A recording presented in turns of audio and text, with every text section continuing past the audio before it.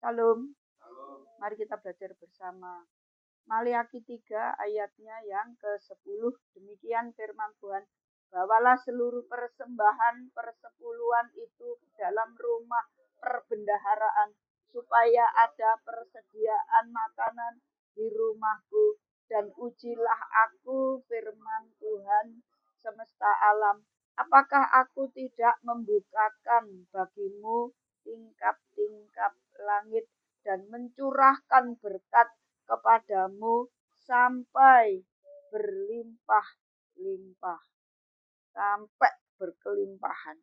Karena itu kita jangan takut untuk taat membayar perpuluhan, itu jangan takut. 10% aja kok. 10%, kita masih banyak 90%-nya. Toh kalau kita melakukan ketaatan firman Tuhan itu untuk kita sendiri. Untungnya kita sendiri. Ketaatan membawa berkat, kelimpahan itu disediakan bagi orang yang melakukan. Kalau kita tidak mengembalikan perpuluhan itu namanya pencuri. Saya pelayanan di mana-mana, ketika saya dikasih uang diberkati, setelah itu orang berkata, Bu, ini perpuluhan saya. Istiqomah, uangnya merah-merah, Bu, ada berkat, tolong diterima Bu buat pelayanan. Tak tompo. Setelah sekolah tak delok enek tulisane. Persembahan persepuluhan. Oh, tak bel balik orangnya. Tak bel balik.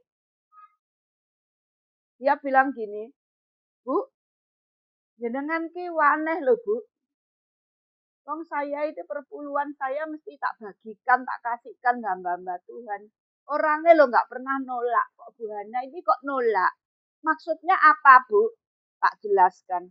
Perpuluhan punya kita sendiri saja. Kalau kita gak membayarnya, itu namanya pencuri. Nah kalau kita menerima, punya orang sudah tahu itu perpuluhan, namanya kita penadah. Nah penadah itu resikonya besar. Apa yang terjadi?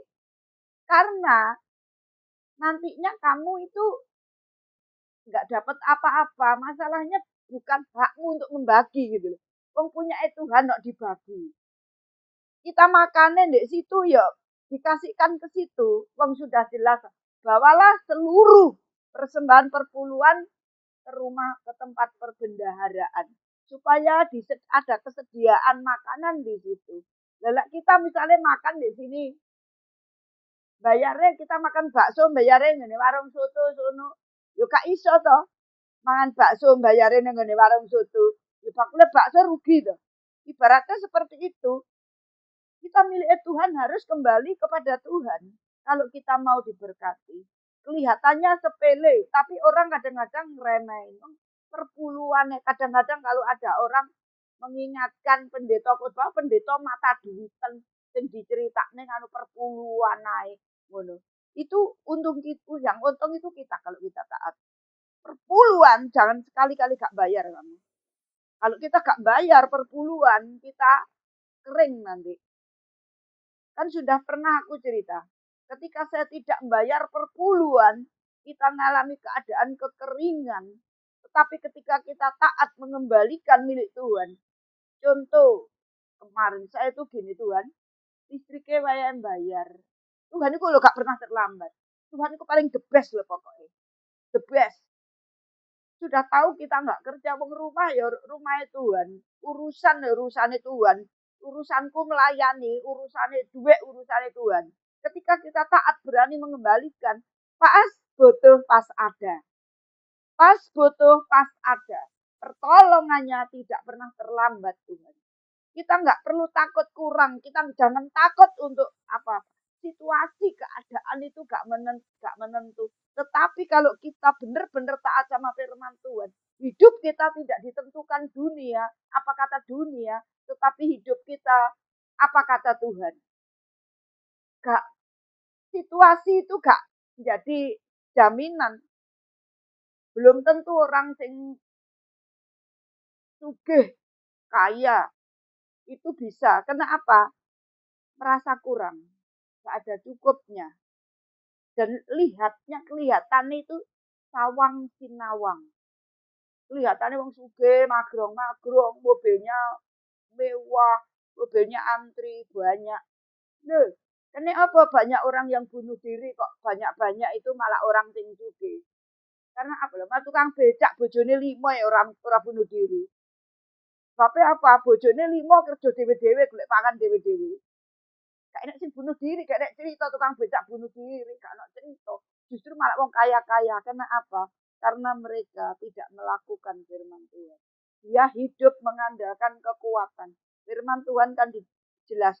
Yeremia, Yesaya 17 itu. Ayat yang kelima. Terkutuklah orang yang mengandalkan kekuatan sendiri. Mengandalkan kekuatan sendiri, mengandalkan kekayaannya. Maka orang itu terkutuk. Mengandalkan manusia. Kalau wis ngempet keadaan gak enek kepepet tepet Engko sing utang sapa yo? Golek utangan ning ngendi yo? Ora terus duduk dhisik niki ora. Karena apa? Kita jangan pinjem-pinjem lek gak enek sing dijagakne. Mempermalukan Tuhan. Coba toh, nek pas ngalami keadaan yang kepepet, belajar duduk di kaki Tuhan. Ketika kita taat, pertolongan Tuhan tidak pernah terlambat. Pertolongan Tuhan itu tidak bisa diakal-akal. Aku harus orang itu Tuhan, kon nolong aku kan gak bisa. Hubungan pribadi dengan Tuhan itu membuat kita semakin hari semakin mengerti akan rencana dan kehendak Tuhan. Dan kita berjalan dengan rencana Tuhan, jangan khawatir ketika kita taat menjalankan firman Tuhan. Firman Tuhan itu iya dan amin. Sudah ada toh, Tuhan kan bilang ini, ujilah aku firman Tuhan, masa aku tidak membukakan tingkap langit dan mencurahkan berkat kepadamu sampai berlimpah-limpah. Sampai berlimpah, berkelimpahan. Berkelimpahan itu lebih. Lawang kita sama kan dipikir podo itu. Tuhan itu adil loh. Podo-podo kita ngaku ya ora kerja kok podo-podo. Tapi ini ketika kita butuh, selalu ada Tuhan itu. Apa yang kita butuhkan, apa yang kita takutkan, situasi semakin nggak baik, tetapi kita itu anak kerajaan surga. Jadi pola pikir kita ya harus berpikir seperti anak kerajaan. Dan kita pola pikir ya seperti orang dunia. Juga bisa. Situasi tidak menjadi persoalan buat kita. Mau siapa yang jadi presiden, mau siapa, kamu itu gak mempengaruhi kekristenan itu. Asalkan hubungan dengan Tuhan, ketaatan sampai firman Tuhan. Malah di mana-mana semuanya ngalami saat ini keadaan yang tidak enak itu. Ekonomi abot, abot. Sembarang munda. Lek saya punya prinsip kok munda, ya munda. Oh, sing penting aku iso tuku. Sing penting ku iso tuku. Rego murah gak iso tuku, ya padha ae gak iso. Karena itu kita sebagai anak Tuhan, ayo berpikirlah memiliki mental, mindset anak kerajaan, maka kehidupan kita beda dengan yang lain. Saya punya prinsip, di tengah kesulitan, di tengah keadaan dunia yang tidak menentu, aku yang harus jadi berkat. Aku yang harus jadi jawaban bagi banyak orang. Kalau kita nggak jadi jawaban, kita hidup kita sendiri, waduh anak wong Kristen gila nih sama-sama berpikir seperti itu. Karena itu taatilah firman Tuhan. Persembahan persepuluhan itu menyenangkan hati Tuhan. Bahkan Tuhan itu janji. Apakah tingkap langit gak dibuka? Ketika kita berani melakukan, mengembalikan miliknya Tuhan. Kita taat kepada firman Tuhan. Maka Tuhan terus mencukupkan kita. Sehingga kita tidak pernah berkekurangan. Tidak perlu ngutang. Karena Tuhan tidak pernah berhutang. Ketika kita taat, Tuhan pasti mencukupkan segala kebutuhan. Biarlah firman Tuhan renungan yang singkat ini menjadi kekuatan bagi setiap kita. Haleluya.